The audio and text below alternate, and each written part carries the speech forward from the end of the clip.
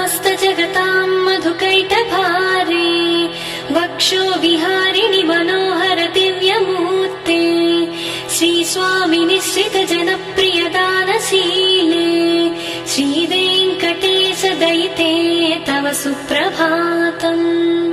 तव सुप्रभातमरविन्दलोचने भवतु प्रसन्नमुखचन्द्रमण्डले विधिशङ्करेन्द्रवनिताभिरर्चिते वृषशैलनाथ दयिते दयानिधे।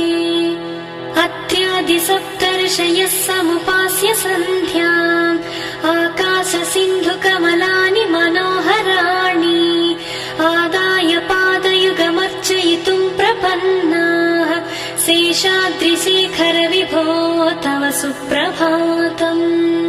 पञ्चाननाब्ज भव षण्मुखवासवाद्याः त्रैविक्रमादिचरितम् विबुधास्तुवन्ति भाषापतिः पठति वासरशुद्धिमारात् शेषाद्रिशेखर विभो तव सुप्रभातम्। ईषत्प्रफुल्ल सरसीरुहनारि